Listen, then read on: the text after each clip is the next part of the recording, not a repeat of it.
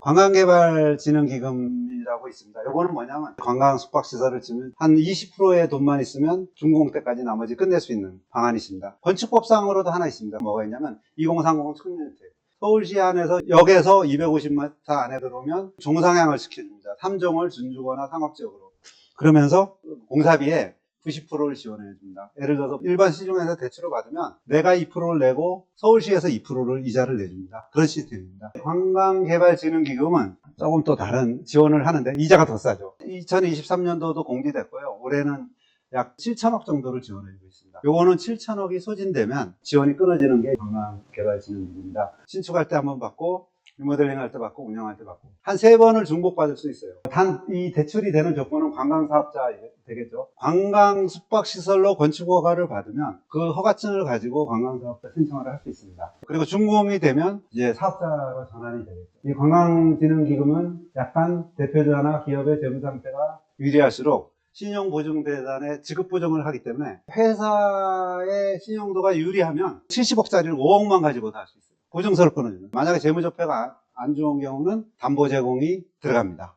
상당히 또 대출 기간도 깁니다. 5년같이 7년분. 한 12년에 1%대 금리를 쓸 수 있는 거예요. 사실상 요새같이 고금리 시대는 그 대출금 전액을 공짜로 쓰는 거랑 마찬가지예요. 근데 이게 왜 코로나 때 호텔 숙박이 워낙에 안 되니까 그래 봉천동 이런 데 호텔이 다 없어졌어요. 다 청년주택이나 오피스텔이 들어와 있어요. 코로나 때는 모든 모임이 금지니까 다 묻어나가지고 다른 용도로 다 바뀌었어요. 지금은 막상 코로나 시대가 가니까 숙박업이 급속도로 부족해질 상황이 발생합니다. 다음 운영 방식으로는 두 가지겠어요. 우리가 받는 대부분은 일반 형제라고 보시고요. 저거는 제주도 같이 특별자치도나 이런 데서 하는 거고, 대출한도 운전자금 같은 경우는 이제 기존에 내가 관광 숙박시설을 준공을 했을 때 또 운전자금을 추가로 해줍니다. 금리가 약간 비싸요. 그래도 현재 금리에 비하면 엄청 저렴하죠. 2.34%고 그 다음에 이제 가장 중요한 시설자금, 허가를 내서 신축할 때 150억이고 5년 거치 후 7년간 분할상환. 여기 보시면 이율이 나와요. 대기업 중견기업은 1.84, 중소기업 1.09. 거의 공짜 자금입니다. 이게 시설보수 자금은 80억까지 되고 3년 거치 4년 분할이고. 그래서 신청할 때는 일단 사업계획서가 있어야겠죠. 이제 공사비를 지원해 주는 거지, 시설 자금은 뭐 땅값까지 지원하시는 건 아니기 때문에 사업계획서에 땅 자기자금이고 반드시 있어야 됩니다. 그 다음에 인사시켜서 관광진흥법에 의한 허가서, 사업계획 승인서, 건축허가서, 그 다음에 시공사 계약서. 왜 들어가냐면 때에 따라서 이게 시공회사로 직접 공사비로 투입되기 때문에 내가 먼저 줬다 그러면 이제 건축주 통장으로 들어오지만 이게 돈이 딴 데로 셀까봐 시설 자금 대출이 되니까 그 시공회사로 바로 발급되겠습니다. 당연히 건축주든 개인이든 법인이든 사업자 등록도 있어야 되고, 주의할 사항은 현재는 우리나라에서 신청만 하면 거의 자금이 나오는 편입니다. 근데 이제 신용도가 떨어지는 경우 담보 제공을 해야 되잖아요. 이 관광기금의 강점은 그 땅을 담보로 하지 않더라도 다른 데 내가 가지고 있는 아파트 있죠. 이런 거나 다른 내가 가지고 있는 땅들, 지인 땅, 장인 땅, 어머니 땅까지 담보로 해서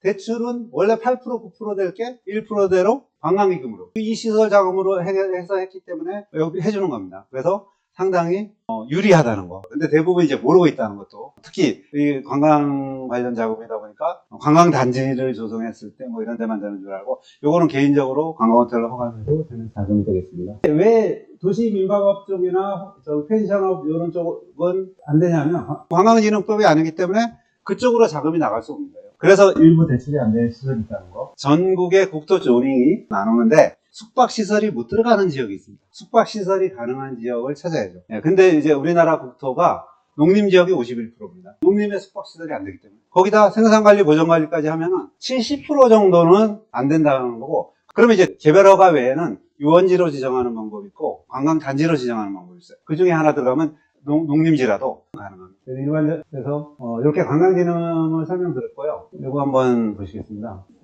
이거는 가평군에 있는 우리 W자산협동조합이라고 있습니다. 우리 그 부동산 협동조합인데 2014년에 설립해서 지금까지 9년째 되고 있고, 소액투자로 해서 친목 겸 해서 만든 부동산 조합입니다. 저희는 소액투자입니다. 500만원, 1000만원.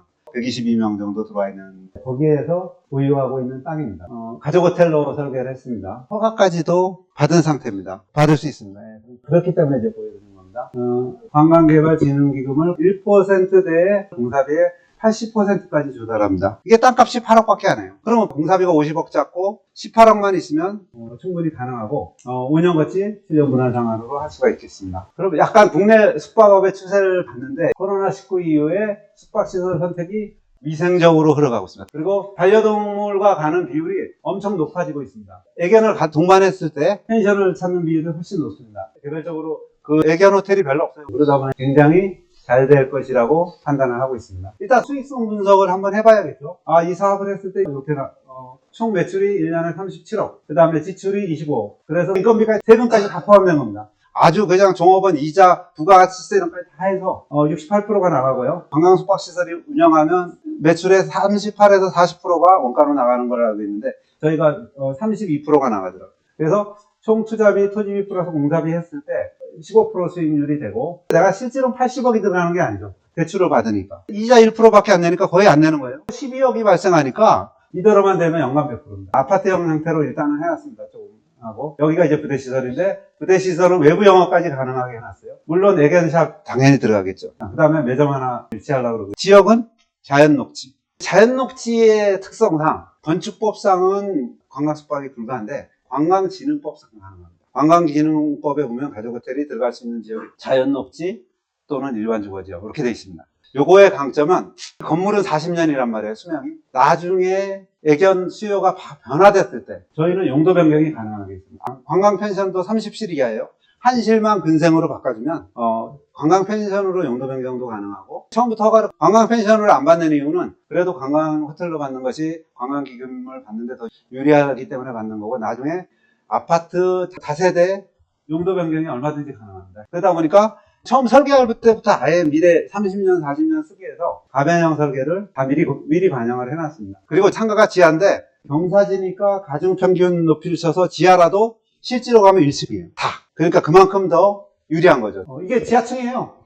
사실 이 도로에서 보면 지상이 되는 거죠. 그렇지만 허가를 받을 때는 지하로 받았죠. 왜? 자연녹지 지역은 20%밖에 안 되니까. 그런데 저희는 지하층에서 거의 100%를 다 찾아먹은 겁니다. 감사합니다. 저희 이 사업도 한번 관심을 가져주시면 감사하겠습니다. 우리 조합은 공유기업이기 때문에, 그래서 이거를 조합에서 그냥 팔아라 그러면 팔고, 조합하고 5대5로 하자, 3대7로 하자, 모든 게 가능하고, 아예 본인이 조합에 와서 지분을 많이 갖고 사업도 가능합니다. 돈 있는 대로 투자하는 대로 가능한 사업이 되겠습니다. 이렇게 해서 관광개발진흥기금을 요 경우에 중강의만 아니면 내가 관광기금 편법 대출하는 방법을 아는데, 원래 주거지역에 호텔이 안 됩니다. 이 관광진흥법을 이용해서, 설계사무소도 잘 몰라요. 소장들도 건축법만 막 검토하거든요. 안 해보신 분들은 대부분 모르는 사항입니다. 그게 가능합니다. 좀 전에 설명드린 거는 관광진흥법에 의한 융자를 받는 거고, 요거는 관광농어는 관광진흥법 대출이 안 됩니다. 저희가 창원에 엄청 큰 규모의 관광농어를 허가를 했습니다. 우리 사무실에서 설계한 건데 엄청납니다. 이게 거의 바닷가의 리조트죠. 그리고 관광 리조트가 인허가 굉장히 복잡한 허가 아니냐. 편법이 아닙니다. 세무사가 절세를 하듯이 현행법을 이용해서 우리는 관광농원으로 5개월만에 허가를 받아서 땅값을 4배 상승시키는 겁니다. 이게 뭐냐면, 산인데 땅을 15,000평을 가지고 있어요. 근데 산은 경사도가 21%가 넘으면 개발이 안 됩니다. 그래서 그 중에 개발되는 땅 앞에만 잡아서 저희가 관광농원으로 허가를 낸 겁니다. 이 관광농원에 대한 거를 설명드려요. 다시 처음으로. 농어촌 정비법에 보면 이 세 가지 있습니다. 이 세 가지를 허가받을 때 우리나라 부동산 공법 중에 가장 미숙한 법이 관광농원법이에요. 우리 건축법에 28가지가 있는데, 관광농원은 건축물의 종류에 안 들어가 있어. 숙박업을 못하는 농림지역, 보전산지에도 할 수 있는 게 관광농원이에요. 근데 거기에 숙박을 넣을 수 있다는 거. 다음, 관광농원의 정의는 이렇게 됩니다. 영농체험, 체육휴양시설, 음식 용역, 이렇게. 근데 옛날에는 무분별하게 관광농원을 할 수 있는데 2015년부터 편법이 많으니까 축소를 시켜놨습니다. 그래서 사업 승인을 받을 때 건축주의 절차가 좀 까다로워졌어요. 약간 짚어줘야 될 것은, 개발 영역가 5,000제곱 미만은 4m 도로에서 건축허가가 납니다. 근데 5,000에서 3만까지는 6m 도로 이상이 있어요. 꼭 체크해 주셔야 되고요. 그 다음에 최소 면적입니다. 관광 숙박시설의 면적은 600, 최대 편까지 가능합니다. 그 다음에 영농체험시설. 근데 이것도 대부분 관광농원들 보면 편법을 하고 있어요. 허가받을 때 영농체험장인데 나중에 글램핑장이에요. 근데 영농체험으로 쫙 평지를 해놨으니까 글램핑장으로 쓰기에 너무 좋은 거예요. 그 다음에 이제 관광개발진흥과금이 아니고 용농작업이에요. 이율이 관광진흥보다 높고 짧아요. 그렇게 되고 있습니다. 융자지원은 여기에 사업핵심 받고 건축허가를 받고 두 가지를 병행해야 돼요. 그 다음에 융자 형태, 금액이 작지 3%. 3년과 7년이고 금액도 작고, 그래도 제가 볼 때는 노후 대책으로 적은 금액 가지고 할 수 있는 거는 가족 호텔이 훨씬 나은 것 같고, 조금 낫고, 그 대신 이거는 숙박시설이 안 되는데 할 수 있다. 저희 한 거 봐보세요. 여기 영농체험장 600평이에요. 여기 다 글램핑장으로 쓰고, 숙박시설이 4층 이하의 높이가 21m이에요. 그러면 엄청난 거예요. 4만원짜리 5만원짜리 땅에 4층에 숙박시설을 가요. 엄청난 메리트예요. 더 적극적으로 하면 관광단지 형태로 개발하는 방법도 있습니다. 인허가도 쉽고. 근데 관광단지로 지정하려면 도시계획 심의, 그 심의할 때 보면 3, 4년 걸리는데 관광농원으로 개발하면 6개월이면 다 끝나요. 환경영향평가, 재해영향평가, 교통영향평가 빠지지. 비용도 엄청 돼요. 여기 앞에가 관광농원이에요. 이 개인이 하는. 요게 이제 관광농원이고, 햇살 펜션이 다른 집에서 하는 관광농원으로 허가받아서 지금 숙박을 운영하고 있는데, 이게 3층이에요. 단독으로. 요 아래 하면 마당이 있어요. 근데 단, 농어촌 민박업법에 의한 펜션을 하려면 오수 처리 시설해야 돼요. 정화조를 교체해줘야 돼요. 근데 안 교체하고 에어비앤비만에서만 영업하는 거는 편법이야. 그 나라 법을 안 받고 하는 거는 다 철저히 맞아요. 그래서 에어비앤비를 지금은 묵인하거나 신고 들어오는 데만 단속을 하고 있어요. 시작은 에어비앤비를 했어. 정화조를 교체하고 그거 별도로 단독주택을 허가받았잖아요. 농어촌 민박업법에 의한 민박 신고를 한 거예요. 그러니까 합법이야, 숙박이. 요새 또 너게 일부러 안 꾸며. 전부 다 고풍스럽게 그렇게 해놨어요. 그 낡은 건물이야. 그 에어비앤비는 사진이 밖에는 안 보이잖아. 이걸 보고 예약한 거야. 처음에 와서 보니까 이렇게 낡았네. 그런데 들어가 보니까 이거 안에 이렇게 돼 있어. 우아하잖아요. 네, 복층으로. 여기에 그 벽난로 있죠. 저수지하고. 이게 낚시터예요. 여기 하얀 건물 보이잖아요. 여기 보이잖아요. 이게 제가 진 그 펜션. 그러니까 아침에 이제 일어나면 호수에 운모 있죠. 이게 쫙 보이니까 그 조망이 끝내줘요.